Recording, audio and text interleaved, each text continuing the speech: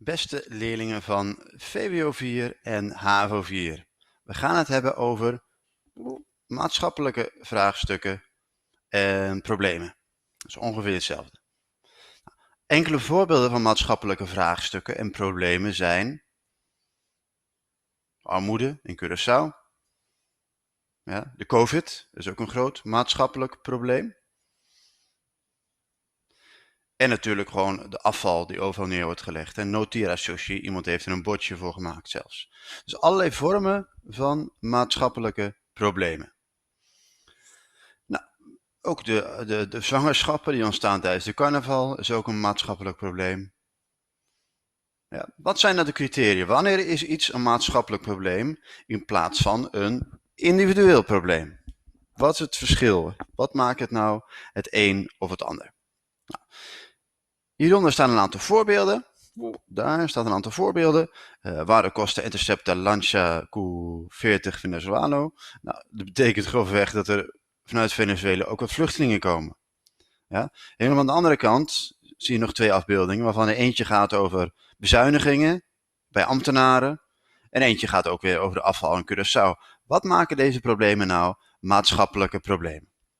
Ze hebben grote groepen voelen de gevolgen, in consequentia. Ja? Dus niet alleen maar jij of ik voelen de gevolgen, grote groepen, gruppo grandi. Tegengestelde belangen, ja? Tegen contrali, interesse non contrali, opinion contrali. Mensen zijn het er niet over eens. Mensen discussiëren ook samen er veel over. Maar uiteindelijk voor de oplossing moet je wel iets gemeenschappelijks zoeken of iets politieks. Dus politiek moet het uiteindelijk wel oplossen.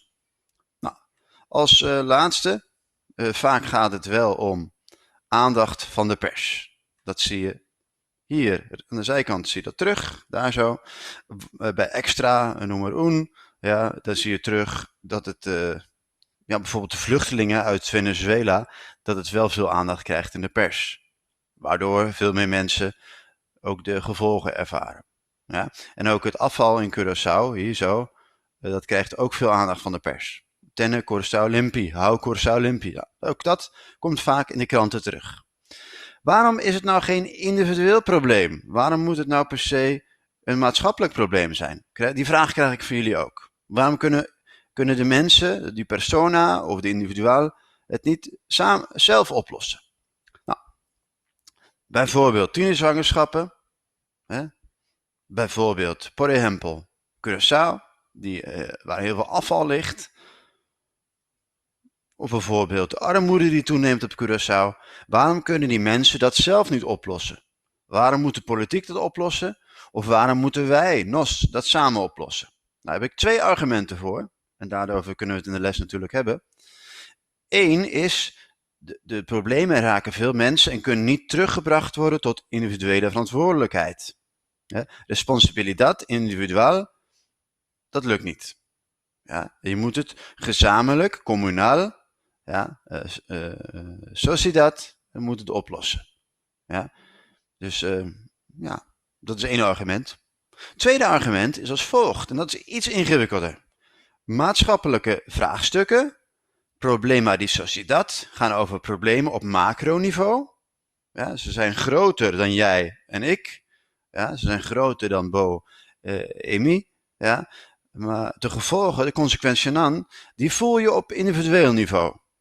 Die voel je wel individueel. Maar de problemen aan zich, die zijn groter dan jij en ik. Ze wordt ook wel genoemd macroniveau.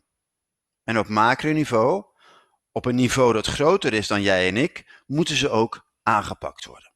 Nou, ik hoop dat het een en ander wat duidelijker is geworden. En dat jullie, HAVO 4, VWO 4, met deze uitleg aan de slag kunnen. Ja?